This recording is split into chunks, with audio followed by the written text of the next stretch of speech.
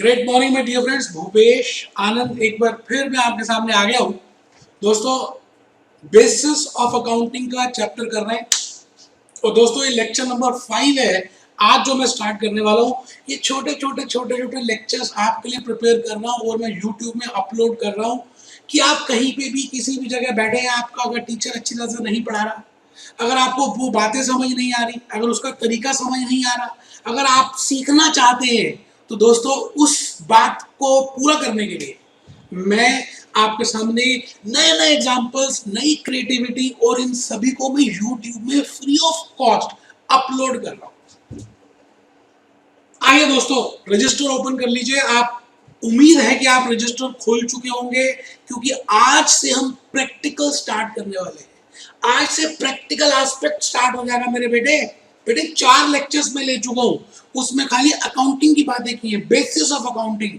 Account है क्या, अभी मैंने वैसे जनरली कुछ ज्यादा बताया नहीं। अकाउंटिंग प्रोसेस क्या है, बुक कीपिंग क्या है, अकाउंटिंग स्टैंडर्ड्स क्या है, IFRS क्या है, जर्नल क्या है, लेजर क्या है, सब्सिडरी बुक्स क्या है, अक्रूवल सिस्टम क्या है, कैश अकाउंटिंग सिस्टम क्या है, अकाउंटिंग अकाउंटेंसी वगैरह में डिफरेंस क्या है, ऑब्जेक्टिव्स क्या है, कुछ नहीं बताया बेटे। मैंने आपको पहले लेक्चर में बताया था कि अगर हम पहले प्रैक्टिकल समझ लेंगे तो थ्योरी जल्दी समझ आ जाएगी। मैं खाली थ्योरी अगर आपको बता देता तो बेटे यकीन मानिए मैं सारे लेक्चर्स रिकॉर्ड कर रहा हूँ, बट आपको रिक्वेस्ट है कि आप पहले वो थ्योरी के लेक्चर्स मत देखना। चैप्टर 3 ऑनवर्ड्स बेटे, जो प्रैक्टिकल स्टार्ट है रिकॉर्डिंग ऑफ ट्रांजैक्शंस, और उसमें भी अकाउंटिंग इक्वेशन के चैप्टर को पहले देखना, के कंसेप्ट को देखना, क्योंकि वही प्रैक्टिकल है। तो बेटे मैं जिस तरह से कह रहा हूं, जैसे बता रहा हूं, आप प्लीज उसी तरह से करते जाएं और देखिएगा कुछ दिनों के बाद आपको सब कुछ, वैसे तो अभी भी समझ आ रहा होगा, लेकिन आप अपने फर्स्ट टर्मिनल में, अपने हाफ ईयरली में आप अपने एग्जामिनेशन में ज्यादा मार्क्स लेकर आ सकते हैं। तो निकाल लीजिए दोस्तों। बस एक बात और कहनी है कि आप 2 हाइलाइटर जरूर अपने साथ रखें। आप देखिए मैं जो है पेन्स अलग अलग कलर के यूज कर रहा हूं। अगर आप ध्यान से देखें तो डिफरेंट टाइप्स के पेन्स में यूज करता हूं। बेटे मैंने एक टेक्निक सीखी थी अमेरिका से, उसको बोलते हैं हाइलाइटर टेक्निक। आप 2 कलर के हाइलाइटर जरूर परचेज करें, एक येलो कलर का और एक ऑरेंज कलर का। जो भी इंपॉर्टेंट हो उसको उसी समय हाईलाइट करें, येलो कलर को येलो से, ऑरेंज कलर को ऑरेंज से। हाईलाइट करने से आपकी आईज उस चीज को जल्दी से एक्सेप्ट करती है और समझती है। बेटे कलर्स यही है। आप ये बताइए, आपके सामने कोई लड़की जा रही है और आप लड़के हैं, तो उस लड़की ने बिल्कुल नॉर्मल सीधे साधे कपड़े पहने, तो आपकी शायद नजर ना भी जाए, लेकिन उसके साथ ही अगर कोई दूसरी लड़की जा रही है और वो रंग बिरंगे कपड़े पहने हुए हैं, तो बेटे आपकी नजर उस तरफ जाएगी। तो मैं कहना ये चाह रहा हूं कि रंग बिरंगी चीजों को आंखें जल्दी एक्सेप्ट करती है, माइंड जल्दी एक्सेप्ट करता है। तो आपका जो रजिस्टर है बेटे रंग बिरंगा होना चाहिए। तो आइए स्टार्ट कर दें। लेक्चर नंबर 5 खोल लीजिएगा, और आज के लेक्चर में मैंने एक नई कोटेशन लिखी है आपके लिए। Practice makes the man and the women. मैंने नहीं लिखा मैन एंड वुमेन, मैंने लिखा प्रैक्टिस मेक्स यू परफेक्ट। बेटे करत करत अभ्यास से जड़मती होत सुजान। बेटे इस लाइफ में कोई ऊपर से सीख के नहीं आता। आपको चलना भी नहीं आता था, आपको बोलना भी नहीं आता था, लेकिन आज आप कितना बोलते हैं, आज आप कितना चलते हैं, आज आप भागते हैं। किस वजह से? प्रैक्टिस की बेटा। आप गिरे, फिर प्रैक्टिस की, फिर प्रैक्टिस की, फिर गिरे, फिर प्रैक्टिस की, और धीरे धीरे आज बेटे आपको चलना आ गया। बिल्कुल उसी तरह से कोई मैं जब ऊपर से नीचे आया तो अकाउंट सीख के थोड़ी आया था, या कोई सीख के थोड़ी आता है। बेटे धीरे धीरे नई चीज को हम समझते हैं, करते हैं, फिर गलतियां करते हैं, फिर समझते हैं, फिर लॉजिक समझते हैं, फिर कंसेप्ट समझते हैं, और धीरे धीरे हमारे पास वो स्किल आ जाती है। और ये जमाना स्किल का है। उम्मीद है कि आपने ये कहावत सुनी होगी, करत करत अभ्यास से सिल पर परत निशान। क्या मतलब? बेटे बार बार अभ्यास करने से, जिस तरह से एक रस्सी के बार बार खींचने से पत्थर पे निशान पड़ जाते हैं, जिस तरह रस्सी के खींचने से पत्थर पे निशान पड़ जाते हैं, बेटे उसी तरह से एक व्यक्ति, एक पर्सन, एक स्टूडेंट अगर बार बार उसको करे और लॉजिक समझ के करे, तो बेटे वो विद्वान बन सकता है। और सरस्वती जी का धन ऐसा धन है जो कभी चोरी नहीं हो सकता। विद्या ददाति विनय। और बेटा विद्या के धन से सभी चीजें इस दुनिया की, ऐश्वर्य, पैसे, बाइक, गर्ल, सब कुछ, गर्लफ्रेंड, हर चीज मिल सकती है आपको। बस इस समय ध्यान व्हाट्सएप से हटाना है, अपने मोबाइल फोन से कम करना है, और पूरा ध्यान आप बेटे फोकस हो गए। अगर आप उस चीज को पाने में लग जाएंगे तो कहते हैं भगवान भी मिल जाते हैं, ये तो अकाउंट्स है। तो चलिए इन्हीं बातों के साथ बेटे, मैंने अभी तक आपको 4 लेक्चर्स करा दिए, आज 5th लेक्चर है, और इन 4 लेक्चर्स में मैंने आपको कुछ असम्पशंस बताई, कुछ अकाउंट्स के बारे में बताया, और फिर मैंने कुछ आइटम्स बताई, कुछ इक्वेशन बताई, और फिर मैंने कुछ एसेट्स, लायबिलिटी वगैरह वगैरह वगैरह, कुछ लास्ट लेक्चर तक मैंने आपको 6-7 आइटम्स, टर्म्स का मीनिंग बताया। अभी बहुत सारी टर्म्स है जो मुझे बतानी है, लेकिन मैं खाली आपको एक बार बता रहा हूं कि मैंने क्या बताती। अब आज के लेक्चर 5 में मैं क्या बताती। एक बच्चा कहता है सर क्यों बोल रहे बताती। बेटे बेटे मैं कह रहा हूं आपको, मैं अलग अलग तरीकों से बताना चाहता हूं कि आपका इंटरेस्ट बना रहे, क्योंकि मैं दूर हूं ना आपके, तो इसलिए कह रहा हूं कमर बिल्कुल सीधी करके बैठेंगे बेटे, कमर ढीला नहीं बैठेंगे, लेट के नहीं पड़ेंगे बेटे। बेड के ऊपर लेट पड़ना पाप है बेटा। मोबाइल फोन को बंद कर देंगे बेटे, रजिस्टर में लिखेंगे। आप ज्यादा समझदार नहीं बनेंगे। विद्या उन्हीं लोगों के पास ज्यादा आती है जो झुक कर काम करते हैं। झुक कर मतलब पोलाइट होकर, हम्बल होकर, लेकिन कमर सीधी होनी चाहिए बेटा। आइए बेटे, मैंने पिछले 4 लेक्चर्स में ये बताया what is the meaning of asset.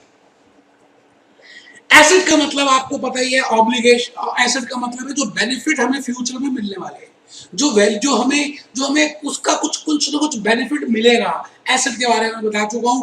Capital, फिर मैंने बताया कैपिटल क्या होती है, और बेटे लास्ट लेक्चर नंबर 4 में मैंने आपको ड्राइंग्स के बारे में बताया, तो इसलिए मैंने कैपिटल और ड्राइंग्स एक साथ लिख दी। फिर मैंने लायबिलिटीज के बारे में बताया, कर्ज के बारे में बताया, फिर मैंने कहा ये एसेट्स जो है वो यूजेस ऑफ कैश हैं। यूजेस ऑफ कैश, अब एक बच्चे ने लास्ट क्लास अटेंड नहीं की थी, वो कहता है क्या बोल रहा मास्टर। बेटे मैं कह रहा हूं यूजेस ऑफ कैश।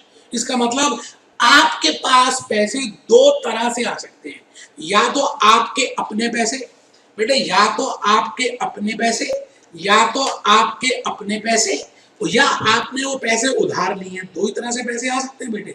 बेटे 2 ही तरह से आ सकते हैं। मैंने कहा इक्विटी और debt. I can get funds through 2 sources. One is the money which I have contributed as a owner in the form of capital, and the money which I have borrowed from the public, जो मैंने कर्ज लिया है, जो मैंने loan लिया है बेटे, उसको लायबिलिटीज बोलते हैं। तो लायबिलिटीज भी 3 तरह की होती है, हमने डिस्कस किया था। लायबिलिटी का मतलब लोन ले लिया, लायबिलिटी मतलब क्रेडिटर्स, लायबिलिटी मतलब आउटस्टैंडिंग पेमेंट्स, जो मुझे पेमेंट करनी है मैंने अभी नहीं की। तो बेटे मैंने पिछले लेक्चर में एसेट तक बता दिया, कैपिटल बता दिया, ड्राइंग्स। बेटे लाला जी अगर दुकान से अपने घर के लिए इस्तेमाल के लिए कुछ लेके जाते हैं, कुछ पैसे विड्रॉ कर लेते हैं, कुछ गले से पैसे अपनी जेब में रख लेते हैं, मैं कहूँगा it is named as drawings. और बेटा लायबिलिटीज, और फिर मैंने बताया था एक्सपेंस और इनकम। मैंने कहा था एक्सपेंस और इनकम इंटेंजिबल है।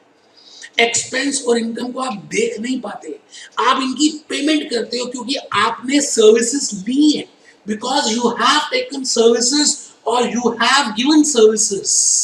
आई repeat, I have used 2 words. या तो आपने सेवाएं ली है, जैसे मैंने कहा था rent paid, rent expense, rent paid, commission paid, commission expense, auto rickshaw fee, auto rickshaw fare paid, auto rickshaw fare expense, repair paid, repair expense. बेटे आपके घर में एसी खराब हो जाता है, भगवान ना करे, या इलेक्ट्रीशियन आता है, तो क्या इलेक्ट्रीशियन को पैसे नहीं देते बेटे?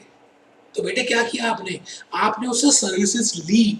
आपने जब ली तो कैश देना पड़ता है, कैश जाता है, कैश आउटफ्लो होता है, तो बेटे इसको हम बोलते हैं एक्सपेंस।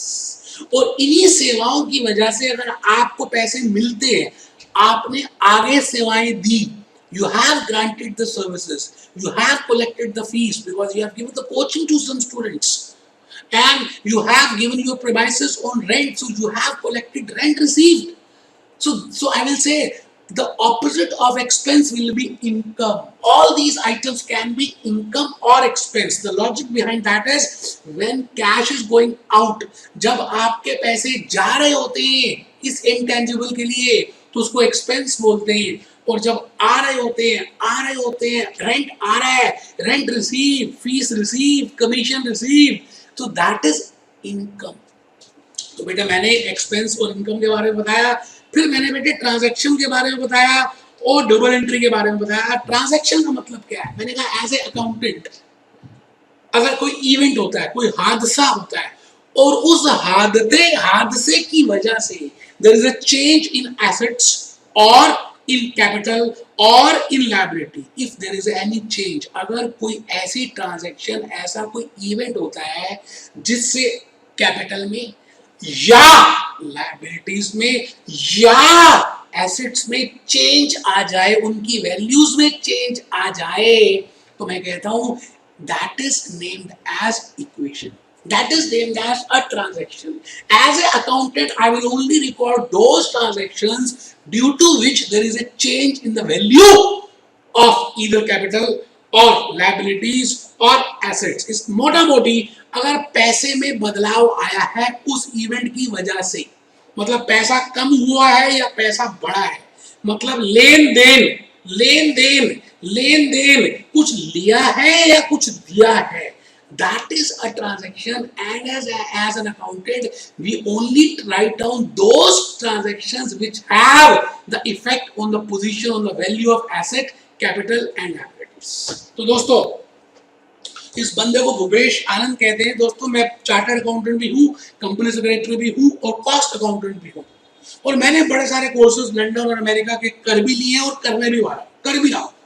तो मैंने आपको लास्ट लेक्चर में डबल एंट्री में बताया था। डबल एंट्री का मतलब है इस दुनिया में आप कुछ जब लेते हैं तो आपको देना पड़ेगा। अगर आपको टॉप चाहिए अपने स्कूल में, अपने कॉलेज में, अपने प्रोफेशनल एग्जामिनेशन में, तो मेहनत करनी पड़ेगी। For getting something you have to lose something. बेटा दुनिया का एक रूल है, कुछ पाने के लिए कुछ खोना पड़ेगा। तो इसका मतलब हम अकाउंट्स में भी इसी रूल को फॉलो करेंगे। इसका नाम है double entry book keeping system. मैं बहुत कुछ बताने वाला हूं आने वाले लेक्चर्स में इसके बारे में। अभी उतना ही बता रहा हूं जितना आपको अकाउंटिंग इक्वेशन के लिए पता होना चाहिए। मैं उतना ही बताती जितना आपको पता होना चाहती। That is the point. तो डबल एंट्री मीन्स बेटा छोटे से बच्चे को आप मार्केट भेजो टॉफी के लिए, उसको पता है कि वो दुकानदार, वो बिजनेसमैन, वो शॉपकीपर उसको फ्री में वो टॉफी देने वाला नहीं है। आसमान से थोड़ी टपकेगी, चोरी थोड़ी करना है। तो दोस्तों मैं आ रहा हूं एसेट्स के ऊपर कि एसेट्स के बारे में जो मैंने बताया आपको, मैंने कहा assets are the benefits, assets are the valuable things. Assets उन वस्तुओं का नाम है, उन वस्तुओं का नाम है जिससे आपको बेनिफिट मिलेगा। It means the things which we purchase और the things which we have and which will give us benefit in future are named as assets. And I have told you that there are three types of assets. मैंने आपको बताया कि there are तीन तरह के assets होते हैं। एक एसेट मैंने कहा जो बेनिफिट्स आपके पास आज हैं, जो थिंग्स, जो वस्तुएं हैं, जो ऐसी आइटम्स, ऐसी चीज जिसका फ्यूचर में बेनिफिट आपको फ्यूचर में मिलेगा, डेटर्स एंड प्रीपेमेंट्स। तो बेटा मैंने तीन बातें बताई। फिर मैंने आपको लायबिलिटीज के बारे में बताना स्टार्ट किया, और मैं लायबिलिटी से पहले कैपिटल के बारे में बताऊंगा। बेटे कैपिटल का मतलब है as per business entity concept the owner and the businessman, two different persons are there and something which is introduced by the owner. जो भी कुछ ओनर अपनी पूंजी लगाता है बिजनेस में उसको कैपिटल कहते हैं, और जो बिजनेस से लेके जाता है अपने घर में पर्सनल यूज के लिए उसको ड्राइंग्स कहते हैं। तो प्लीज आप ये ग्राफ, ये ड्राइंग जरूर बनाएं। Capital is something which is being introduced and drawing is opposite for that. I have used the word, मैंने निजी हिंदी में वर्ड यूज किया, मैंने इंग्लिश में पर्सनल यूज किया। अगर वो कैश या काइंड लेके जाता है तो उसको हम ड्राइंग्स कहते हैं। बेटे उसके बाद मैंने लायबिलिटीज बताई, कर्ज, बेटे जो मैंने उधार लिया है जो मुझे देना पड़ेगा, दैट इज अ लायबिलिटी। और लायबिलिटी के बारे में बताया लोन, मैंने कहा there are three types of liabilities, loan, creditors, outstanding expenses, outstanding payments जो मुझे करनी है मैंने की नहीं, रेंट पे करना है, इलेक्ट्रिसिटी बिल पे करना है, टेलीफोन एक्सपेंसेस पे करने हैं, नेट एक्सपेंसेस पे करने हैं, अभी नहीं किए तो मुझे आगे देने पड़ेंगे क्योंकि नेक्स्ट बिल के साथ वो ऐड हो जाएंगे। तो ये बातें मैंने आपको ऑलरेडी प्रिपेयर कर दी। और फिर मैंने एक बड़ी प्यारी सी बात बताई, liabilities plus capital is equal to assets. Liabilities plus capital मतलब हम लायबिलिटीज और कैपिटल को सोर्सेस भी कहते हैं। And it is equal to capital, it is equal to capital, it is equal to assets. बेटे एसेट्स को यूजेस कहते हैं। बेटे पैसे दो तरह से आ सकते हैं, आपके अपने या उधार से लिए। अपनों को कैपिटल बोलते हैं, उधार से लिए को लायबिलिटीज बोलते हैं। मेरे पास इतने पैसे आ गए, अब मैं इनको यूज कर रहा हूँ, कैश पे रख रहा हूँ, कुछ एसेट्स खरीद रहा हूँ। बेटे खाली पैसा रखने से मेरा धंधा थोड़ी चलेगा, मेरा बिजनेस चल ही नहीं सकता। बेटे बिजनेस को चलाने के लिए मेरे पास वस्तुएं होनी चाहिए, मेरे पास एसेट्स होने चाहिए, मेरे पास बिल्डिंग होनी चाहिए, मेरे पास लैंड होना चाहिए, मेरे पास फर्नीचर होना चाहिए, मेरे पास गुड्स होनी चाहिए। बेटे तभी तो मैं अपना धंधा चला सकता हूँ, नहीं तो नहीं चलेगा। तो बेटे मैं भूपेश आनंद आपको एक बार और एक नई चीज की तरफ लेके चल रहा हूं। फिर मैंने कहा था there are expenses and incomes. बेटे हमने एक्सपेंसेस की बात की थी, इनकम्स की बात की थी। मैंने कहा था एक्सपेंसेस इंटेंजिबल्स है, इनकम भी इंटेंजिबल्स है। एक्सपेंसेस हम सर्विसेज लेने के लिए देते हैं, इनकम हम सर्विसेज देने के लिए लेते हैं। आप बात समझ रहे हैं? आप समझ रहे हैं? तो अगर कैश आ रहा है, if cash is coming, that is income. And if cash is going out, I am paying rent, I am paying commission. मैं रेंट दे रहा हूँ, मैं कमीशन देती हूँ, मैं टेलीफोन एक्सपेंसेस पे करती हूँ, मैं फेयर एक्सपेंसेस देती हूँ, मैं रिपेयर पे करती हूँ। That is expense. बेटे एक्चुअली में हम पे कर रहे हैं ना, कैश जा रहा है, हम उसका नाम दे देते हैं, रेंट पेड, रेंट एक्सपेंस वगैरह वगैरह वगैरह। ऐसे ऐसे ऐसे ऐसे ऐसे ऐसे। बेटे प्लीज ये चार्ट प्रिपेयर कर लीजिए। Rent paid rent expense, fees paid fees expense, repair paid repair expense. बेटा payment for enjoying services, it means आप सेवाएं ले रहे हो, सेवाएं सेवाएं ले रहे हो, सेवा सेवा सेवा ले रहे हो तो आपको पे करना पड़ेगा बेटे। तो दैट इज नेम्ड एज क्या? Expense and income. बेटे लास्ट दो बातें बताई थी, ट्रांजैक्शन के बारे में और डबल एंट्री के बारे में। ट्रांजैक्शन मैंने कहा था कोई ऐसी आइटम, कोई ऐसा हादसा, कोई ऐसा इवेंट जिससे मेरे पैसे आ रहे या जा रहे, या मेरी पोजीशन में फर्क पड़ जाएगा, या मेरी वैल्यूएशन में फर्क पड़ेगा, या मेरे एसेट्स में, मेरी लायबिलिटीज में, मेरे कैपिटल में, या सब में, या कुछ में, या एक में अगर फर्क पड़ता है, चेंज आता है, लेन देन, that is named as a transaction. Please write down. देखिए कितनी अच्छी आपके लिए मैंने हाइलाइटर्स यूज किया कि आपको समझ आए। बेटे आप ये हैं, आप अकाउंटेंट हैं। एक बच्चा कहता सर मैं अकाउंटेंट हूँ। मैंने कहा बेटे आप अकाउंटेंट हो, बेटा आप अकाउंट्स कर रहे हो तो आप अपने आप को अकाउंटेंट मानो, और आप किसी धंधे के अकाउंटेंट हो। तो बेटे अगर हादसा हुआ वहां पर धंधों में, धंधा धंधा, बेटे इसको बनिए की भाषा बोलते हैं धंधो, मैं इसको धंधो बोल रहा हूँ। कोई बात नहीं, if you are doing a business and there must be something, lane and deal. It means you are getting something or you are paying something, and due to that your asset, your capital or your liability is being changing, then it is named as, that event is named as a business transaction. And as an accountant you have to record that transaction. So please prepare this diagram, lane then, and if there is a change in the value, रोकड़ा पैसा करती है, ये ले तू पैसा हो जा तू मेरी। कैटरीना का गाना दिखाया था, तो बेटा मैंने फिर कैटरीना लिख दिया।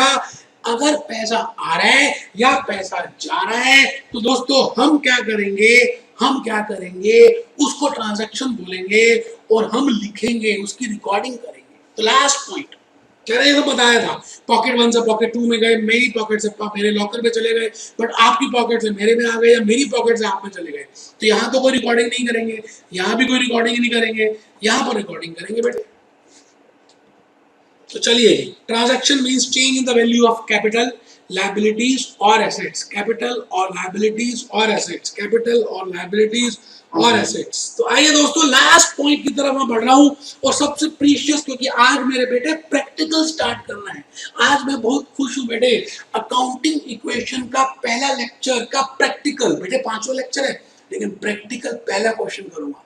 बेटे आज जो आपको बुक मिली है, बेटे उस बुक के थ्रू करूंगा, और वो बुक मिश्रण मैं बता चुका हूँ बादाम रोगन है बेटे। पास्ट ईयर एग्जामिनेशन का, केंद्रीय विद्यालय का, अलग अलग स्टेट्स का, सीबीएसई का 11th क्लास का पेपर तो हर स्कूल का अलग होता है, लेकिन बेटे कुछ बुक्स जो नामी ग्रामी है उनका मैंने बादाम रोगन प्रिपेयर किया, और उसके बाद मैंने अपनी नॉलेज यूज की और अपने कंसेप्ट बनाए और आपके सामने बुक लेकर आ गया। आज उसी बुक से करेंगे double entry system of accounting. Double entry बेटे नाम भी है डबल एंट्री। ऑल ट्रांजैक्शंस की हम कम से कम, ये बड़ी प्यारी बात लिखी है हिंदी में, I will pass to there will be 2 times I will do recording. तो मैंने लिखा ऑल ट्रांजैक्शंस की हम कम से कम 2 बार अपनी बुक्स में लिखेंगे। बड़ी हिंदी शुद्ध अक्षरों में लिखा बेटे। कुछ ऐसे स्टूडेंट्स भी हैं जो बेचारे गांव में हैं, देहात में हैं, वो इंग्लिश नहीं समझ पाते। अब मेरे सीएफए के लेक्चर्स अगर आप देखें, American and London courses, that I have only recorded in English. तो मैं यहाँ पर मिक्सचर यूज कर रहा हूँ, उसी चीज को इंग्लिश में बोलता हूँ और उसी चीज को हिंदी में बोलता हूँ। तो बेटे इफ बिजनेस, दुकान में $1000 के एसेट्स हैं या 1000 रुपए हैं, देन बेटे हर चीज के 2 पॉइंट्स होंगे। अगर मेरे पास पैसे हैं तो आसमान से तो आए नहीं होंगे, या तो कैपिटल से आए होंगे या लायबिलिटी से आए होंगे। तो एक तरफ कैपिटल या लायबिलिटीज बढ़ेगी तो एक तरफ एसेट्स बढ़ेंगे। ऐसा नहीं है कि खाली एसेट्स बढ़ गए, कोई मैं चोर तो हूं नहीं, कोई मैं डाकू तो हूं नहीं कि मैंने किसी के एसेट्स जाके चुरा लिए। बेटे अगर मेरे पास एसेट्स आए हैं तो या तो मेरे अपने पैसों के आए होंगे या मैंने पैसे उधार लिए होंगे। मेरी बात आप समझ रहे हैं? एक मूवी आई थी घर वाली बाहर वाली, अनिल कपूर की थी। आप जरा गूगल में जाकर देखना बेटे। घर वाली थी रवीना टंडन और बाहर वाली थी रंभा। मतलब बाहर के पैसे जो आपने उधार में लिए और जो घर के पैसे हैं बेटे, दो ही वालियां हो सकती है, तीसरी कोई वाली नहीं होती। इसी तरह से पैसा जो आप बिजनेस में यूज कर रहे हो, either it is capital, it is coming through capital, और it is coming through liabilities, कर्ज, that is I have to pay after some time, so I have written that only। तो मैंने वही चीज लिखी है, मैंने उसी को लिखा है। आइए दूसरा एग्जांपल भी आपको बताया था, for getting something you have to lose something। this is the basic logic behind double entry। Goods purchase for business, अगर मैंने गुड्स परचेज की है तो गुड्स एक एसेट है क्योंकि उससे मेरा बेनिफिट मिलेगा। बेटे ऐसे तो गुड्स आ नहीं होंगे, एक तरफ अगर एसेट्स बढ़े हैं तो बेटे मेरा कैश कम हुआ होगा अगर मैंने कैश में खरीदे, और अगर उधार में खरीदे तो मेरी लायबिलिटीज बढ़ गई होंगी। तो हमेशा आप किसी भी ट्रांजैक्शन में देखेंगे there will be a double effect, so that's why it is named as double entry. बाकी एक्सप्लेन मुझे डबल एंट्री में बहुत कुछ करना है, धीरे धीरे करूंगा, कोई टेंशन नहीं, कोई घबराना नहीं है। ठंड रखिए और चुपचाप जो मैं कह रहा हूँ उसको समझ लीजिए। बड़ी मेहनत से दोस्तों मैंने एक आपके लिए इक्वेशन आपके लिए मैंने बनाने स्टार्ट कर दिया है, और आप देखेंगे कि हैरान हो जाएंगे कि मैंने एक एक ट्रांजैक्शन की एक्सप्लेनेशन तक लिख दी। बेटे शुरू के 4, 5, 10 क्वेश्चंस तो मैं ऐसे ही करूंगा कि आपको मैं चाहूंगा एक्सप्लेनेशन भी लिखे और उसका लॉजिक समझे। कोई चीज रटनी नहीं है, कंसेप्ट समझना है। बेटे हमने अकाउंटिंग इक्वेशन के बारे में कर लिया, तराजू बना लिया, बस बेटे अब हो गया ना बेटे। आइए हम फर्स्ट क्वेश्चन की तरफ चले। मैंने आपको कहा था कि बुक आपके सामने हो, जो आपको बुक मिल चुकी है, उम्मीद है कि आप उसका प्रिंट आउट निकाल चुके होंगे, हमने आपको पीडीएफ फॉर्म में दे दी है।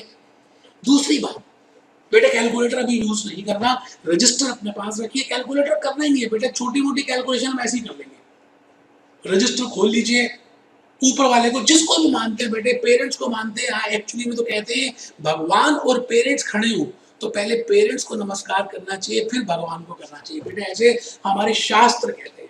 और पेरेंट्स में भी बेटे माँ का स्थान उत्तम स्थान है। जिसने माँ की रिस्पेक्ट की, जिसने अपनी माँ के लिए प्यार से बात की बेटे, उसको जीवन में सब कुछ मिल जाता है। आपने वो मूवी देखी है दीवार? बेटे गूगल में जाकर चेक करें, अमिताभ बच्चन के पास दौलत, पैसा, सब कुछ होता है, और उसका दोस्त, उसका भाई होता है शशि कपूर, उसके पास माँ होती है। वो कहता है तेरे पास बेकार है सब कुछ, मेरे पास माँ है। तो बेटे जिसको आप मानते हैं आप मन ही मन नमस्कार करें, क्योंकि हम अपनी लाइफ का पहला 11th क्लास का अकाउंटिंग इक्वेशन का प्रैक्टिकल क्वेश्चन करने जा रहे हैं। और बुक अपने सामने रखिए बेटे, बुक तो मैंने आपको दे ही दी है। आपके सामने बेटा चैप्टर 3 ओपन कर लेंगे और जैसा आपको मालूम है कि बेटे हमने हमने क्या किया है, बुक को बेटे बुक को हमने मैंने मैंने क्या किया बेटे, बुक को भी बेटे कंसेप्ट में, हर चैप्टर को मैंने कंसेप्ट में डिवाइड किया है बेटे। ये भूपेश आनंद ही कर सकता है। और बेटे मैंने ये आपके लिए नहीं बेटे, सीएफए यूएसए तक मैंने सभी को कंसेप्ट में डिवाइड किया और उसके बाद मैंने उसके क्वेश्चन बनाए, उसके आंसर्स बनाए, उसके प्रैक्टिकल बनाए, उसके ऑब्जेक्टिव टाइप बनाए, उसके मैच द फॉलोइंग बनाए, उसके फिलिंग द ब्लैंक बनाए, उसके ट्रू एंड फॉल्स बनाए, उसके मल्टीपल चॉइस क्वेश्चंस बनाए, उसकी केस स्टडीज बनाई, उसका प्रोजेक्ट वर्क बनाया। बेटे मेरी जितनी भी बातें चलेंगी कंसेप्ट के थ्रू चलेंगी। तो मैंने आपके इस चैप्टर नंबर 3 जो एनसीईआरटी पार्ट 1 में दिया हुआ है, चैप्टर 3 है बेटे रिकॉर्डिंग ऑफ ट्रांजैक्शंस, मैंने इसको 2 भागों में डिवाइड कर दिया। पार्ट वन जो रिकॉर्डिंग ऑफ ट्रांजैक्शन है, मैं उसको 7 कंसेप्ट्स में मैंने डिवाइड किया बेटे मैंने 7 कंसेप्ट्स में डिवाइड किया है। भले मैंने अभी आपको सिस्टम ऑफ अकाउंटिंग नहीं बताया, basis of accounting accrual cash नहीं बताया, ट्रांजैक्शन डॉक्यूमेंट अकाउंटिंग प्रोसेस नहीं बताया, अभी नहीं बताया बेटे। अभी बिल्कुल आप देखिए, मेरी बात सुनिए, आप ज्यादा टेंशन मत लें, मैं सब कराऊंगा, कह दिया ना आपको, जो वादा किया निभाना पड़ेगा। बेटे मैं अभी कंसेप्ट नंबर 5 में हूं, बस मुझे तो और कुछ दिख ही नहीं रहा। गुरु द्रोणाचार्य जब अर्जुन से पूछते थे कि अर्जुन तुझे क्या दिखता है इस पेड़ के ऊपर, तो आपको पता है महाभारत में अर्जुन कहता था गुरुदेव मुझे तो बस चिड़िया की आंख ही दिखती है और कुछ नहीं दिख रहा। तो बेटे मेरे को अकाउंटिंग इक्वेशन ही दिख रही है कंसेप्ट नंबर 5 की, और कुछ नहीं दिख रहा। इसमें मैंने थ्योरी लिखी है, प्रैक्टिकल लिखे हैं। मैं थ्योरी के क्वेश्चन अभी स्किप कर रहा हूँ, पहले मैं आपको प्रैक्टिकल कराना चाहता हूँ। और आज बेटे मेरी खुशी का अंदाजा नहीं लगा सकते, क्योंकि मैं प्रैक्टिकल 1 पहला क्वेश्चन आज आपके सामने पेश करूंगा और उस क्वेश्चन के थ्रू हम अकाउंटिंग इक्वेशन को समझेंगे। आइए मेहरबान कदरदान, आइए बेटे प्रैक्टिकल क्वेश्चन। पहले 4 कंसेप्ट में कोई प्रैक्टिकल बनता नहीं, इसलिए प्रैक्टिकल क्वेश्चन की कैटेगरी मैंने अलग प्रिपेयर की है। आइए खोल लीजिए ना बेटे, बुक ओपन कीजिए, कमर सीधी बेटे ढीले होकर नहीं बैठना। बेटे मानिए कि मैं आपके सामने ही हूँ और मैं आपको देख रहा हूं, जब आप ढीले होते हैं तो मेरे को अंदर से पता नहीं क्या कुछ पॉपअप होता है कि भाई इनको क्या है कि सीधा होकर बैठे, कमर सीधी करके बैठे। बेटे यही आपका ध्यान, आपकी एनर्जी प्रॉपर फ्लो होगी बेटे जब हमारी कमर सीधी होती है ना बेटे। तो आप प्लीज क्वेश्चन नंबर 1 में आ जाइए। आइए ना बेटे, आइए ना, concept number 5 practical questions, accounting equation type 1। मैंने अकाउंटिंग इक्वेशन को 2 टाइप्स में डिवाइड किया है। अभी हम कर रहे हैं एनालिसिस ऑफ ट्रांजैक्शन। और बेटे मैं आज के लेक्चर में फर्स्ट क्वेश्चन करा रहा हूं, make the accounting equation of the following transactions. बेटे आपने इस बुक को, इस प्रिंट आउट को अपने सामने रखना है, रजिस्टर इस तरफ रखना है। मैं जो पढ़ा रहा हूं पहले ध्यान से पढ़ेंगे बेटे। इस क्वेश्चन की 7 ट्रांजैक्शंस हैं बेटे, 7 वंडर्स ऑफ द वर्ल्ड हैं बेटे। मैं इन 7 ट्रांजैक्शंस को करूंगा और वो कहता है make the accounting equation of the following transactions. वो कहता है इन सभी ट्रांजैक्शंस की आप अकाउंटिंग इक्वेशन बनाएं। और ये एक बिजनेस की 7 ट्रांजैक्शंस है।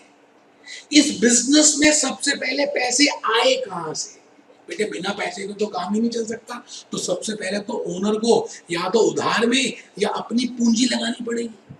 और जब वो कैश आएगा तो खाली कैश रखने से भी काम नहीं चलेगा बेटे, उसके एसेट्स लेने पड़ते हैं। हम धंधा करने आए हैं ना, खाली कैश रखने से कुछ नहीं होने वाला। तो बेटे पहले कैश आएगा, फिर उस कैश से हम गुड्स खरीदेंगे, फिर हम उसके बाद घर बनाएंगे। जैसे हम कहते हैं एक सुंदर सा होगा घर, उसमें हम जीवन बिताएंगे। तो बेटे पहले धंधा करेंगे, पहले पैसा लेकर आएंगे, उस पैसे से गुड्स लेंगे, उस गुड्स को बेचेंगे तो मुनाफे में बेचेंगे।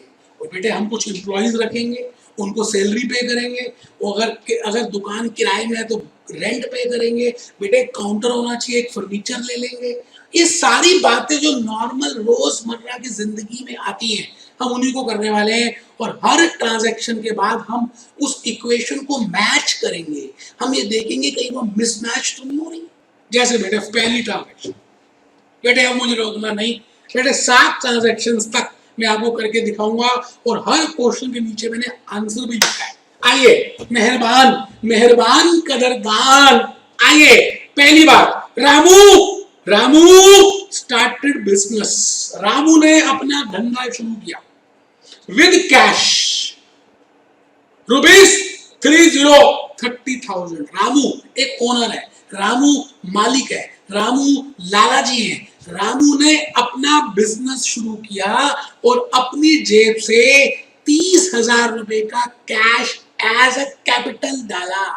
बेटे as per business entity concept आपको पता ही है कि बेटा रामू को हम अलग मानेंगे, बिजनेस को अलग मानेंगे, दुकान को अलग मानेंगे, ओनर को अलग मानेंगे। तो रामू ने अपनी जेब से कैपिटल दी, किसको? बिजनेस को। इसका मतलब रामू के जेब में जो पैसे थे वो चले गए किसके पास? बिजनेस के पास। तो बेटा रामू ने कैपिटल इंट्रोड्यूस की और बिजनेस के पास कैश आ गया। बेटे as per business entity assumption and as per double entry book keeping system, मैंने कहा 2 जगह जरूर इफेक्ट आएगा कम से कम।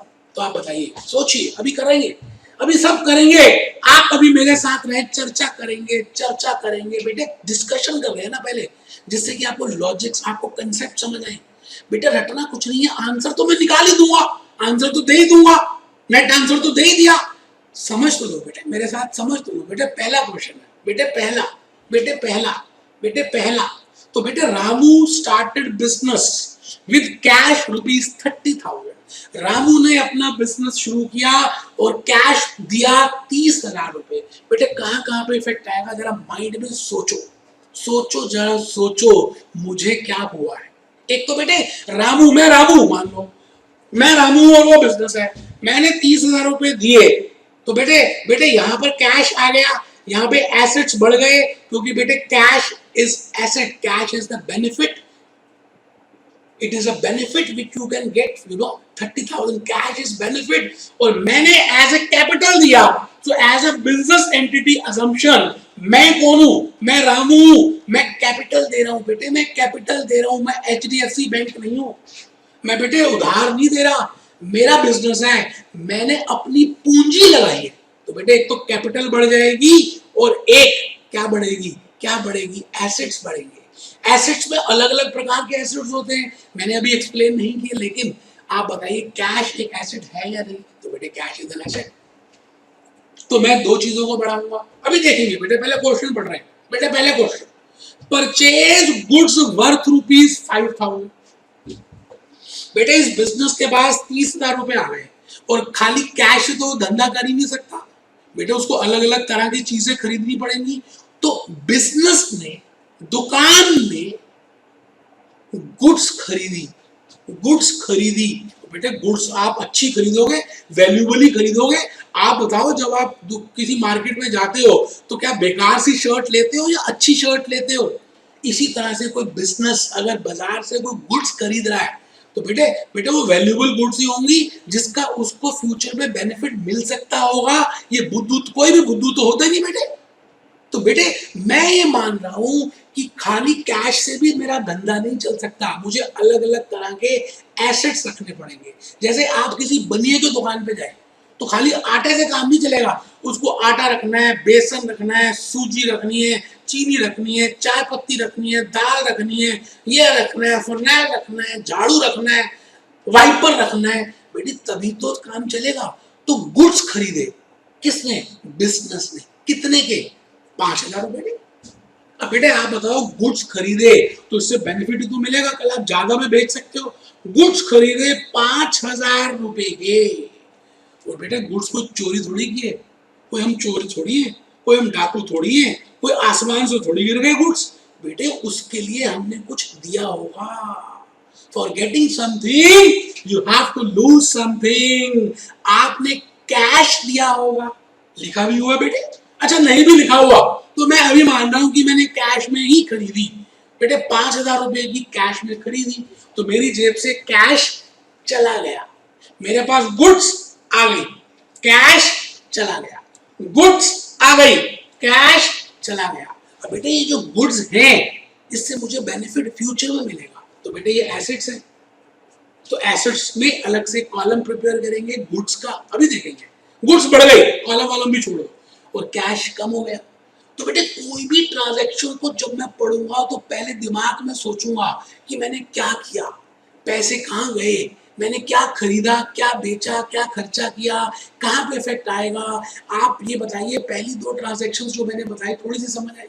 आइए इसके साथ साथ हम थोड़ा सा प्रैक्टिकल भी करते जाएं जिससे कि ज्यादा समझ आए। बेटे आपको पहला क्वेश्चन है, पहला पहला प्यार। तो बेटे पहला पहला चैप्टर आप समझ रहे हैं जो मैं कहना चाह रहा हूँ, भूला है नहीं भूलता। तो आप ईमानदारी से रजिस्टर ओपन करें, क्वेश्चन नंबर 1 लिखें, बिल्कुल रामू की ऐसी फोटो बना दें, बिल्कुल अच्छा लगेगा आपको, क्योंकि आज के कुछ महीनों के बाद भी जब आप देखेंगे तो आपको ये याद आ जाएगा, क्योंकि हमारी मेमोरी फोटो सेंथेटिक होती है बेटे, फोटो को जल्दी समझती है, कलर्स को जल्दी समझती है। तो मैंने बनाया रामू, रामू रामू, ये रामू का दुकान है। बेटा रामू ने ट्रांजैक्शन 1 की, मुझे ऐसा लगता है कि पूरी इंडिया में अगर आप कोई भी लेक्चर देख लें बेटे, जो मैंने अभी लेक्चर की एक्सप्लेनेशन दी है और उसको जो लिखा है और जो मैंने समझाया है, मुझे तो ऐसा लगता है कि शायद ऐसा और कोई नहीं कर पा रहा उस तरह से जिस तरह से मैं कर पा रहा हूँ। मुझे यहाँ तक मेरी नॉलेज है, फिर भी अभी लेक्चर कंप्लीट हो जाने दीजिए, आप खुद चेक कर लीजिएगा। ट्रांजैक्शन 1 बेटे, पहली ट्रांजैक्शन आप बुक सामने रखिए, मैं बुक दिखा चुका हूं, मैं वहीं से पढ़ रहा हूं। Ramu has started business with cash ₹30,000। Explain तो मैंने कर दिया, और कसम होगी अगर आपने इसकी एक्सप्लेनेशन ना लिखी बेटे, पहले एक दो क्वेश्चनों में एक्सप्लेनेशन लिखो, जैसे मैं कह रहा हूं वैसे पढ़ो। इसका मतलब बिजनेस में ₹30,000 का कैश आ गया। बेटे पहली ट्रांजैक्शन का मतलब समझा रहा हूं बेटे, प्यार है ना मुझे आपसे, क्या करूं, सारी बातें समझाऊंगा, सारी बातें। बेटे इसका मतलब कैश बिजनेस में आ गया, ठीक है, आ गया। बिजनेस को चलाने के लिए कैश की रिक्वायरमेंट होती है, लिखिए लिखिए बेटे, पहले क्वेश्चन में तो लिख डालिए जैसे जैसे मैं कह रहा हूं। बेटे धंधों को, बिजनेस को, आप बताइए, आप मेट्रो में कहीं एक अपने घर दोस्त के घर ही नहीं जाते तो आपको पैसों की जरूरत पड़ती है ना। तो बेटे बिजनेस चला रही इतना बड़ा बड़ा रिलायंस इंडस्ट्रीज, बेटे आप ये बताइए, रिलायंस जियो, बेटे आप ये बताओ, नेरोलैक पेंट्स, आप ये बताओ पतंजलि, क्या इनको कैश की जरूरत नहीं पड़ती होगी? बेटे धंधा बिना कैश के चल ही नहीं पड़ सकता, ये तो छोटी सी दुकान है। तो मैंने कहा बिजनेस स्टार्टेड वर्थ ₹30,000 का मतलब है आपने बिजनेस में ₹30,000 डाले और उसके बिना हम काम चला ही नहीं सकते। इसलिए इसलिए बेटे ये मैंने फर्स्ट मीनिंग बताया। अब इससे हुआ क्या, पैसे आए, कैश आया, तो कैश इज एन एसेट। बेटे कैश एसेट है as per business entity assumption. Now 30,000 has been given by Ramu. So Ramu is the owner and he is contributing as capital. So as per business entity assumption, Ramu is a separate person and the business is a separate person. I have already explained you in lecture number 2 or 3. So please write down the explanation. Ramu is the owner of the business. It will be capital of the business because Ramu is contributing, क्योंकि रामू पैसे दे रहा है। सो in accounting equation, बेटे मैं भी equation बना के दिखाऊंगा। एक बच्चे को नींद आ रही थी, वो कहता कौन सी इक्वेशन? बेटे वही वाली, capital plus liabilities is equal to asset वाली। बेटे थप्पड़ मारूंगा, बिल्कुल नींद नहीं आनी चाहिए, पानी पी लो साथ साथ, पानी की बोतल लगाओ, नींद आ रही है। Capital plus liabilities is equal to assets. देखो बेटे मैंने क्या लिखा, लिख दो बेटे, बड़ी मेहनत करके स्लाइड्स बनाई है, बड़ी मेहनत करके लिखा है कि आपको समझ आए। लिखो बेटे, समझदारी मत दिखाओ, पहले 2-3 क्वेश्चन तो जरूर लिख लो जो मैं कह रहा हूँ। सो इन अकाउंटिंग इक्वेशन हम ₹30,000 कैपिटल में लिखेंगे, अभी लिखवा के दिखाता हूँ, और ₹30,000 कैश एसेट फॉर बिजनेस में लिखेंगे। एक बच्चा कहता है सर ये पेपर में भी ऐसे लिख के आना है। बेटे मैं कह रहा हूँ अभी पहला क्वेश्चन है ना, जैसे जैसे मैं एक्सप्लेनेशन दे रहा हूँ लिख लो, पेपर में क्या करना सब बता दूंगा यार, आप पहले मेरी बात तो सुनो, ये करना है वो करना है, फालतू बातें करते हो बेटे। लिखो सपोज एनी अमाउंट कंट्रीब्यूटेड, मान लेते हैं रामू ने 40,000 कंट्रीब्यूट किया तो रामू की 40,000 की कैपिटल बन जाएगी। रामू ने 1 लाख कंट्रीब्यूट किया तो रामू की 1 लाख कैपिटल बन जाएगी, और बिजनेस में 1 लाख रुपए आ जाएंगे, और बिजनेस में 1 लाख रुपए आ जाएंगे।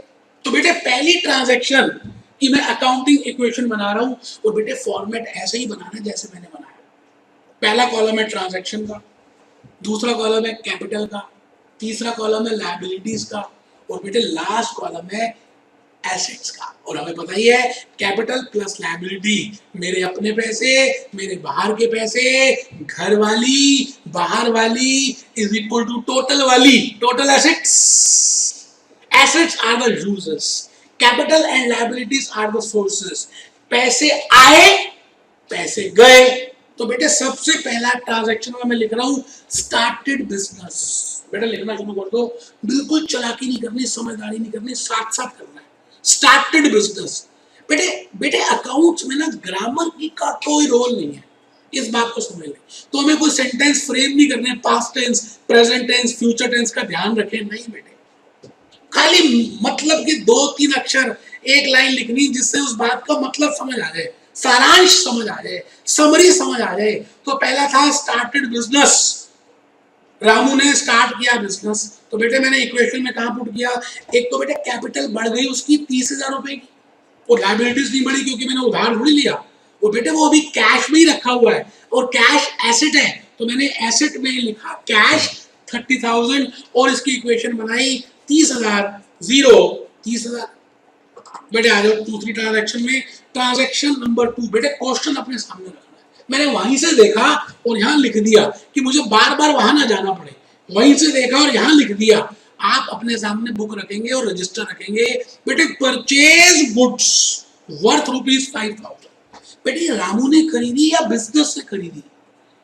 बेटे बिजनेस से परचेज किया है। बेटे बिजनेस एक सेपरेट पर्सन है, बेटे बिजनेस एंटिटी असम्पशन है। उसने गुड्स खरीदी कितने रुपए की? 5,000 रुपए। बेटे खाली पैसे रखने से धंधा थोड़ी चलेगा, तो मैंने एक्सप्लेनेशन क्या लिखी? बेटा ये 1 करोड़ रुपए की एक्सप्लेनेशन मैं आपको बता रहा हूं, आपने इसको लिखना है 1-2 क्वेश्चन तक, फिर भले मत लिखना। दोस्तों तो कितने प्यार से लिखा है, दोस्तों friends, if you keep cash in the business then not able to do anything. बेटे कुछ कर थोड़ी पाएंगे। आप ये बताइए, हमें तो पैसे मल्टीप्लाई करने हैं, हमें तो मुनाफा करना है, हमें तो प्रॉफिट अर्न करना है, हमें तो आटा 5 रुपए किलो लाए तो 8 रुपए किलो बेचना है। खाली कैश ही रखा, आटा खरीदा ही नहीं तो बेचूंगा क्या? खाक। तो मैंने ये बात आपको समझाने के लिए लिखी है कि भाई हम इस दुनिया में अगर धंधा करने आए तो खाली कैश से धंधा नहीं होगा, कैश को चेंज करना पड़ेगा, टोपियां घुमानी पड़ेगी। So we have to buy different किस्म की चीजों को खरीदना पड़ेगा। हमें अलग अलग चीजों को खरीदना पड़ेगा बेटा, तभी काम चल सकता है, नहीं तो नहीं चलेगा। कि चीजें, थिंग्स, वस्तुएं खरीदनी पड़ती हैं। हमें फर्नीचर खरीदना पड़ेगा, हमें बिल्डिंग खरीदनी पड़ेगी, हमें गुड्स खरीदनी पड़ेगी, हमें ये भी लेना पड़ेगा, तब तो मैं अपना धंधा चलाऊंगा। तो मैंने सबसे पहले ट्रांजैक्शन नंबर 2 में गुड्स खरीदी। कितने रुपए की? 5,000 रुपए की। अब आप ये बताइए, गुड्स वैल्यूबली खरीदी होंगी, उसका बेनिफिट मुझे भविष्य में मिलेगा। मैं 5,000 की चीज 8,000 में बेच सकता हूँ, इसका मतलब गुड्स एसेट है। इसका मतलब मैं अकाउंटिंग इक्वेशन में कैश के साथ अब एसेट साइड में एक नया कॉलम और बनाऊंगा जिसका नाम है गुड्स। अब मैंने जब गुड्स खरीदी तो आसमान से तो टपकी नहीं, मैंने पैसे दिए होंगे, तो बेटा मेरा कैश चला गया, कैश गया, गुड्स आई। डबल एंट्री, कैश गया, गुड्स आई, कैश गया, कैश तू जा, गुड्स तू आ जा, गुड्स तू आ जा। तो बेटे डबल एंट्री, चांस की बात है, दोनों एसेट साइड में, मैंने कहा कहीं भी हो सकता है, लेकिन इफेक्ट 2 होंगे। आइए देखिए मैंने क्या लिखा है। Now the goods which we are purchasing must be of the valuable for the business, that is we will get the benefit. बेटे को कबाड़ थोड़ी खरीद के आऊंगा मैं, 5,000 रुपए की गुड्स हैं, वैल्यूएबल होंगी तभी तो खरीदूंगा, तो मुझे बेनिफिट मिलेगा। तो गुड्स जो मैंने खरीदी वो मेरे लिए एसेट है, मैंने उसके लिए कैश दिया होगा, पे किया होगा, चोरी नहीं की होगी, तो मेरा कैश 5,000 रुपए से कम हो जाएगा। भाई आप सामान लेने जाते हो, मिठाई खरीदने गए, मिठाई लाए, कैश दिया, तो आपकी जेब में जितने पहले पैसे थे उतने थोड़ी है, कम हो गए। मिठाई आई, कैश कम हो गया। तो बेटा यहां पर गुड्स आई, कैश कम हो गया, बिकॉज कोई हमें फ्री में कुछ नहीं देने वाला बेटे, हमें कोई फ्री में कुछ नहीं देगा। तो देखो अकाउंटिंग इक्वेशन का दोबारा से मैंने फॉर्मेट प्रिपेयर किया आपके लिए, क्योंकि आप तो एक ही बार फॉर्मूला बना सकते हो, उसी में लिख सकते हो ट्रांजैक्शन 1, ट्रांजैक्शन 2, ट्रांजैक्शन 3, लेकिन मुझे तो आपसे प्यार है, इसलिए मैंने हर ट्रांजैक्शन में समझाने के लिए, समझाने for explaining you better so that you should be more clear with the concepts. I have prepared a separate accounting equation format, but in examination I will be telling you paper में करना क्या है, यार tension मत लो, सब बताऊंगा। आप पहले आ जाओ, लिखो transaction 1, started business 30,000, capital, liability 0, cash 30,000, assets में आ गया कैश। अब मैंने एक कॉलम और बना दिया बुक्स का, अगर आप ध्यान से देख रहे हो बेटे, बनाना है साथ साथ, मैं फिर कह रहा हूं आपको चालाकी मत करना, बिल्कुल साथ साथ प्रिपेयर करना। परचेज बुक्स ट्रांजैक्शन 2 में, कैपिटल 0, कैश, बेटा कैपिटल इस ट्रांजैक्शन से थोड़ी मेरा कोई इफेक्ट हुआ, तो मैंने कैपिटल में 0 कर दिया। लायबिलिटीज पहले भी नहीं थी, अभी भी नहीं है, ठीक है जी। फिर मैंने कैश मेरा कम हो गया 5,000 रुपए से, और मेरी गुड्स बढ़ गई, तो मैंने कैश से 5,000 कम कर दिए और गुड्स 5,000 बढ़ा दिए, और फिर मैंने एक टोटल की लाइन डाली और फिर देखा कि क्या मेरी अकाउंटिंग इक्वेशन बन रही है। 30,000 plus 0 is equal to 30,000, 0 plus 0 is equal to 0, 30,000 minus 5,000 is equal to 25,000, 0 plus 5,000 equals 5,000, so this is 30, this is 30, it means मेरी accounting equation match कर रही है। आइए कुछ बातों को मैंने लिखा है बेटे, लिख लोगे तो फायदे में रहोगे। शायद आप ट्यूशन में जा रहे हो, वहां पे वो नहीं बता रहे, शायद आपको आपके क्लास में भी नहीं बता रहे, आप प्लीज लिखें।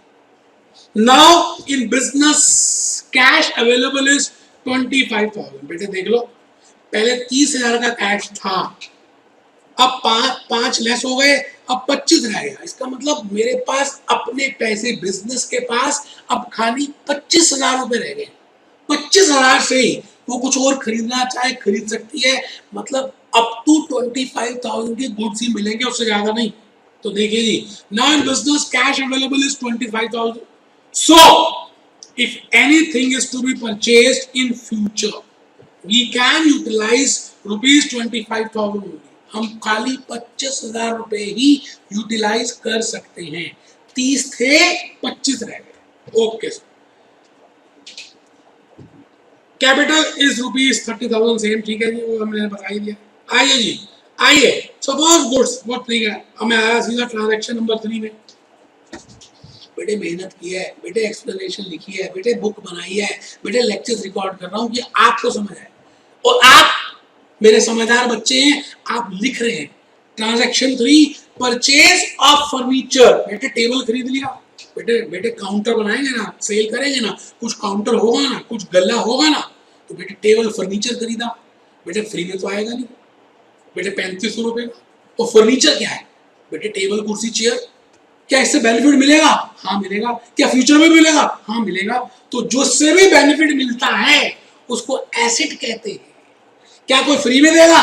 नहीं। क्या आप चोरी करके लाओगे? नहीं। क्या आप कैश में दोगे? हाँ, हम मान रहे हैं कि हम कैश दे रहे हैं और 3500 का फर्नीचर ले रहे हैं। देखिए मैंने क्या लिखा है, purchase of furniture at the rate of 3500। कोई भी वस्तु, अब देखिए आप प्लीज लिखें इसको, वस्तु thing purchase which will give you future benefit. कोई भी ऐसा एसेट, कोई ऐसी थिंग, कोई ऐसी वस्तु जिससे आपको फ्यूचर में बेनिफिट मिल सकता है, I will say that is an asset. So we will prepare.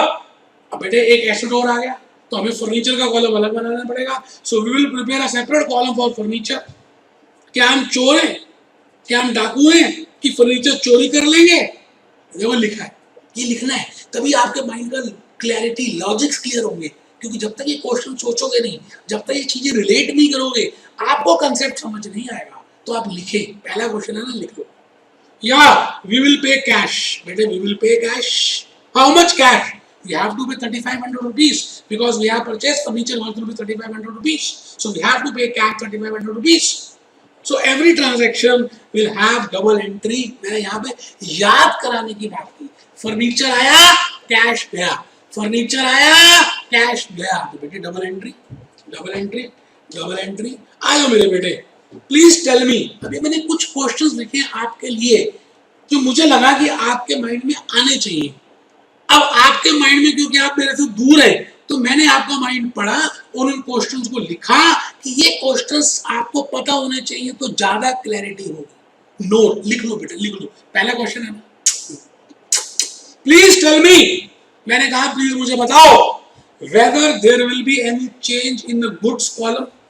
मैंने कहा ये बताओ कि क्या गुड्स के कॉलम में कोई चेंज होगा, क्या गुड्स के कॉलम में कोई चेंज होगा।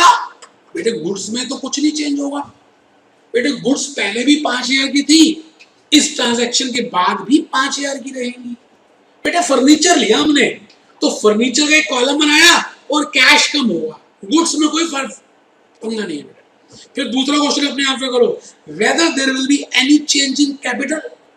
बेटे क्या कोई और पैसे इंट्रोड्यूस किए रामू ने, या कुछ विड्रॉ किए पर्सनल यूज के लिए? नहीं, तो बेटे कैपिटल में भी कोई चेंज नहीं हुआ। Whether there will be any change in cash? Yes, there will be a change in cash. Whether there will be a change in goods? Yes. No, there will be no change in goods. Goods लिख चुका. Whether a separate column for furniture will be prepared? Yes, I have to prepare a separate column for the furniture. So I have prepared it. So please prepare it. You also prepare it. बेटा आप तो एक ही question में कर रहे हो, आप मेरा सोचो। हर ट्रांजैक्शन के लिए पहले मैंने लाइनें खींची और आपको हर ट्रांजैक्शन के लिए पहले रिपीट लिखता गया, आपको समझ आए।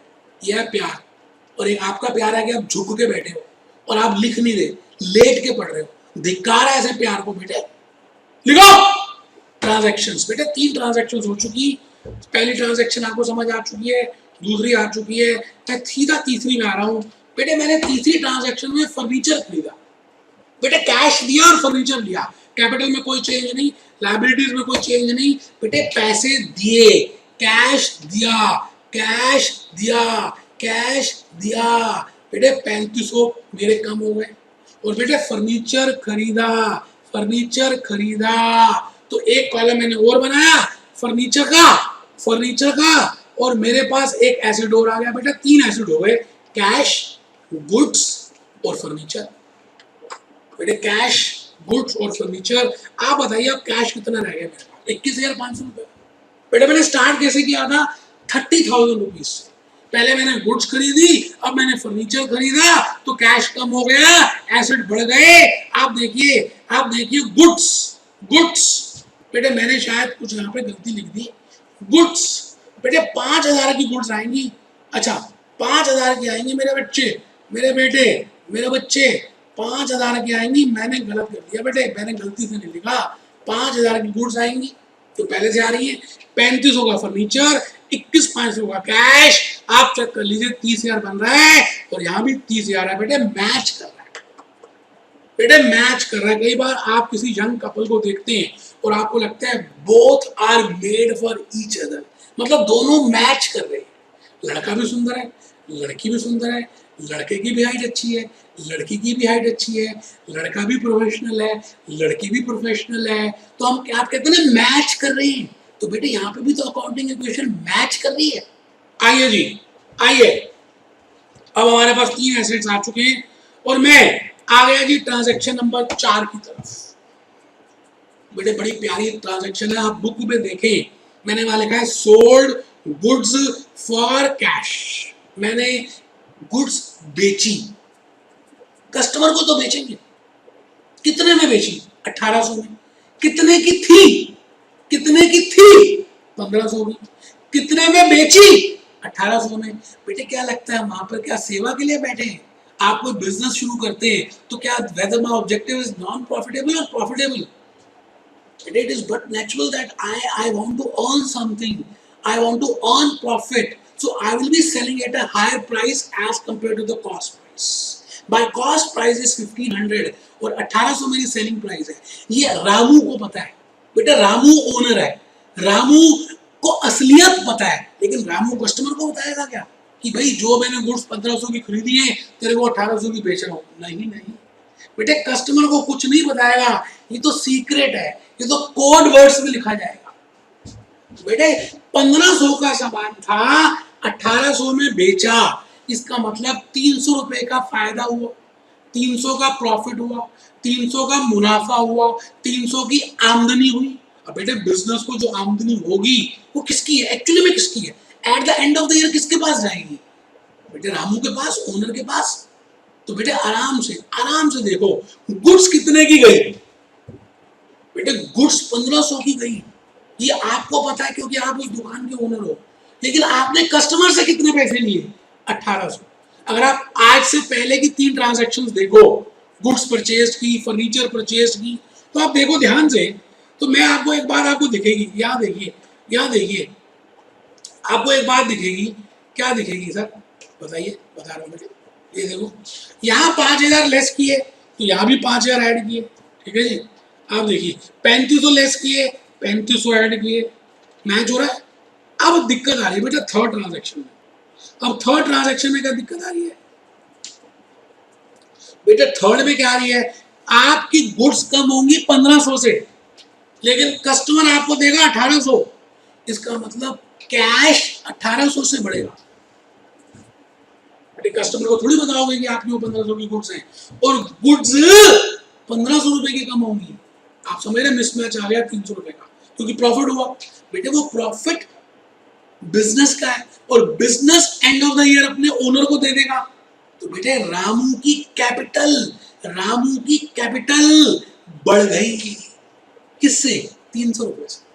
तो देखना जरा मैंने क्या इफेक्ट लिखा है, पहले लिखो बेटे transaction number 4, sold goods for cash 1800, cost 1500। बेटे इस बात का दावा है, मैंने इस चैप्टर में अकाउंटिंग इक्वेशन में 34 क्वेश्चन लिखे हैं। इस बात का दावा है कि इसके बाद कोई भी बुक कर लेना, आप धज्जियां उड़ा दोगे, धज्जियां। अगर शुरू के 10-12 क्वेश्चन ही ध्यान से मेरी एक्सप्लेनेशन के साथ लिख लिए तो बड़े से बड़े क्वेश्चन कर डालोगे बेटे। आओ, sold goods for cash 1800, cost 1500। बेटा दुकान कमाई अर्निंग के लिए खोली जाती है, लिखा है, लिख लो। एक बच्चा हंस रहा है, ये क्यों लिखूं, लिख ले बेटे, लिख लेना बेटे, या फ्री सेवा करने के लिए। एक बच्चा कहता है जी हमारे वहां प्याऊ होते हैं, पानी तो फ्री सेवा के लिए होता है। हाँ बेटे पानी प्याऊ फ्री सेवा के लिए होते हैं। वैसे जनरल बात बताओ कि दुकान क्यों खोली जाती है, प्रॉफिट के लिए, विथ प्रॉफिटेबल मोटिव और non profitable. Ramu knows the secret that the goods cost actually rupees 1500, but he is charging 1800 from the customer, and he is earning a profit of 300 from that customer. Profit of rupees 300, 1800 minus 1500 is equal to 300. So when we sell goods, balance of goods will decrease. हमें पता है बेटा goods बेचेंगे तो goods का balance कम होगा, और goods मैंने 1500 की बेची तो 1500 से गुड्स कम होंगी। बट कैश मैंने कस्टमर से कितने का लिया, ये जरूर लिखना नोट, मैं बता रहा हूं आपको। आपके जो कंसेप्ट पानी जैसे क्लियर होंगे, पानी जैसे क्लियर हो जाएंगे। आप एक्सप्लेनेशन लिखिए, नोट लिखिए from customer, we will receive cash of rupees 1800, but goods of rupees 1500 will be going out. 1500 की गुड्स जा रही है, 1800 आ रही है, तो क्या करो बेटा, अब अकाउंटिंग इक्वेशन मिलेगी नहीं, मिसमैच आ जाएगा, क्योंकि एक जगह से हम 1800 बढ़ा रहे हैं और 1500 कम कर रहे हैं।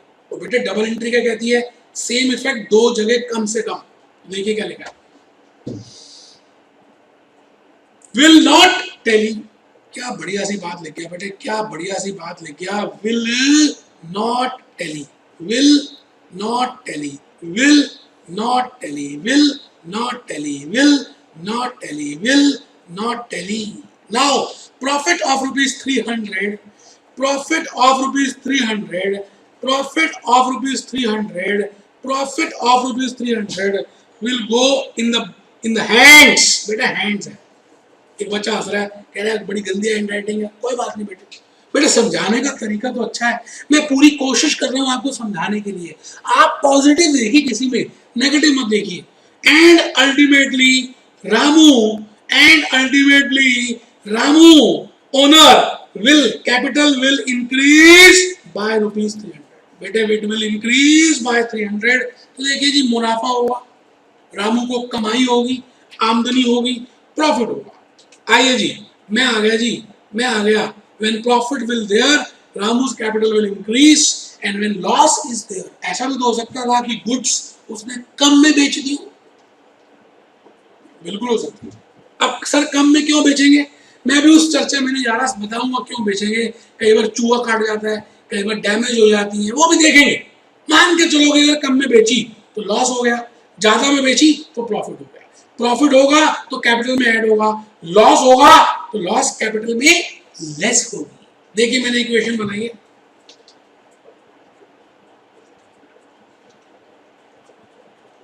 बेटा देखो दोबारा से लिखा, पहला ट्रांजैक्शन आप कर चुके हैं, दूसरा भी मैंने कॉपी पेस्ट लगाया, तीसरा, अब मैं आया बेटा फोर्थ ट्रांजैक्शन। बेटा देखो पहला तो कर ही चुके हो लल्ला, दूसरा भी कर चुके हो, अकाउंटिंग इक्वेशन ही बनाई, तीसरी भी कर चुके हो, और बेटे आ जाओ, और बेटे देखो फोर्थ ट्रांजैक्शन में आ जाओ, सोल्ड गुड्स। आओ बेटे, आजी आजी दिल से दिल लगा जी, बात को यहां समझ लो जी, कैश 1800 आया जी, 1500 गुड्स गई जी, 300 रुपए का प्रॉफिट कैपिटल में ऐड होगा जी, then only there will be matching of accounting equation. So please see, 1800 रुपए मैंने 1800 रुपए कैश में इंट्रोड्यूस कर दिए, बिल्कुल कर दिए। 1500 की गुड्स कम कर दी, और बेटे 300 रुपए का मैंने प्रॉफिट कैपिटल में ऐड कर दिया। तो चेक करिए, 30,300, 23,300, 3500 गुड्स तो उतने की, फर्नीचर भी उतने का है। अच्छा गुड्स 1500 से कम हुई, और बेटे कैश 23,300 रुपए हो गया, बढ़ गया। अब आ जाओ जी, अब आ जाओ सर, कहां पे आना है बेटे, ट्रांजैक्शन नंबर 5 पढ़ो बेटे। बेटे ट्रांजैक्शन 5 है, Ramu withdraw ₹1000 for personal use. बेटे ड्राइंग्स बताया हुआ, बेटे रामू ओनर है, अगर वो पर्सनल यूज के लिए पैसे लेकर जा रहा है घर में अपनी वाइफ को देने, क्योंकि उसकी वाइफ ने साड़ी खरीदनी है, कि हमें क्या करना है, जो मर्जी खरीदिए, हमें उससे क्या लेना है, हमें तो कुछ नहीं लेना, बेटे। मैं आपसे ये कह रहा हूं कि रामू को गुड्स, रामू ने 1000 रुपए विड्रॉ किए, ड्राइंग्स है, तो बेटे आप ये बताइए, इससे कैपिटल कम होगी, कैश भी कम होगा, क्योंकि कैश ले रहा है, विड्रॉ कर रहा है, कैपिटल भी कम होगी, कैश भी कम होगा। तो देखिए बेटे ए मेरे बेटे, देखो जी पहला इफेक्ट है, कैश कम कर दिया 1000 रुपए से। एक बच्चा कहता है प्लस क्यों नहीं किया, बेटा तेरे कान पे थप्पड़ मारना, नींद आ रही है तेरे को, मैंने विड्रॉ किए, कुछ इंट्रोड्यूस थोड़ी किया, रामू ने निकाल लिए, तो 1000 रुपए कम हो गए। बेटा आपने खून को दान दे दिया, तो आपकी बॉडी से खून कम हुआ, कैपिटल भी कम हो गई। अब चेक करिए जी, 29,300, 22,300, गुड्स 3500 की, और फर्नीचर 3500 का, टोटल कर लीजिए भले, ये बराबर बेटे 29,300 ही आ रहे हैं। चेक कर लीजिए, एसेट साइड 29,300, कैपिटल 29,300। आगे चले बेटे, 2 एक्सपेंस रह गए, 2 ट्रांजैक्शन रह गई, एक ट्रांजैक्शन नंबर 6 और एक ट्रांजैक्शन नंबर 7। ट्रांजैक्शन 6 में है पेड सैलरीज, सैलरी पे। बेटे मैंने बताया था कि आप कैश पे करते हैं एक्चुअली में, जब आप किसी को खर्चे देते हैं तो आपने अपने एम्प्लॉइज की सर्विसेज ली, उसको कैश दिया, सैलरी पे की, लेकिन उसका नाम डाल देते हैं सैलरी एक्सपेंस। कैश गया तो एक्सपेंस, कैश आया तो इनकम। अब बेटे सैलरी खर्चा है, बेटे इससे कैपिटल कम होगी, क्यों कैपिटल कम होगी बेटे, ये आप ये बताइए कि एक तरह का आप खर्चा बियर कर रहे हैं। तो बेटे मैंने 1200 रुपए 1200 रुपीज का कैश कम कर दिया, क्योंकि बेटे एक्चुअली में आप जब सेवाएं लेते हो तो कैश ही पे करते हो। और 1200 रुपए बेटे कैपिटल से कम हो जाएंगे, क्योंकि इससे ये एक्चुअली में जा क्यों रहे हैं बेटे, पैसे जा रहे हैं, आपने उनकी सर्विसेज ली है, तो बेटे 1200 रुपए वहां से मैंने कम किए, वहां से कम किए। अकाउंटिंग इक्वेशन देखिए, नई इक्वेशन बन गई, 28,100 होगी, ये 21,100 आ गया, और ये 3500 और ये 3500।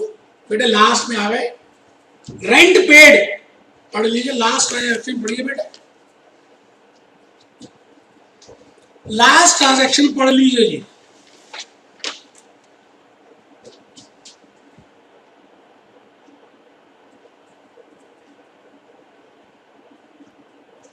लास्ट ट्रांजैक्शन पढ़िए जी, क्या पे किया है?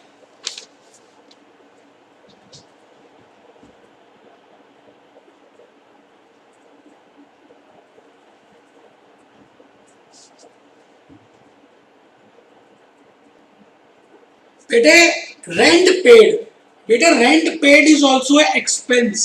बेटे जो भी एक्सपेंस होते हैं मेरी कैपिटल को कम करते हैं। मैं रिपीट करता हूं बेटे, एक्सपेंस और इनकम इनटेंजिबल है। एक से रेंट पे कर, एक से कैश पे करते हैं, एक से कैश आता है। बेटे जब मैं कुछ पे करता हूं तो एक्सपेंस मेरी कैपिटल को कम करते हैं, इनकम मेरी कैपिटल को बढ़ाती है। मैं रिपीट कर रहा हूं, एक्सपेंस और इनकम का नेचर ऑपोजिट है। with the help of expense my capital is being reduced, and with the help of income my capital is increased. So that's why in case of salaries I have reduced my cash and I have reduced my capital. Now I am paying rent. Now actually this is not rent, actually I am paying cash, because I have achieved, because I have availed some services. So I will pay rent.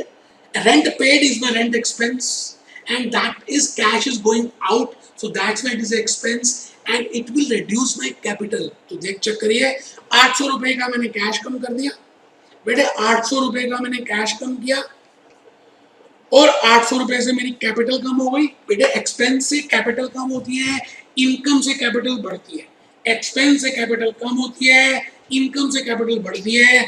आप check कर लीजिए, 27,300 यहाँ पर आ गया, cash का balance 20,300, goods 3500, furniture 3500, तो total करिए, match कर रहा है। मैं फिर रिपीट करता हूँ, आपको एक्सप्लेनेशन लिखनी चाहिए, आपको कमर सीधी करके बैठना चाहिए, आपको सारे क्वेश्चंस करने हैं।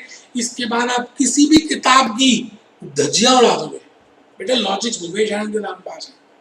B happy, be jolly, be cheerful. मैं तो चाहता हूं कि आप क्या करें, इसको बेटे विकिपीडिया में आज जाकर देखें, अकाउंटिंग इक्वेशन विकिपीडिया क्या कहती है।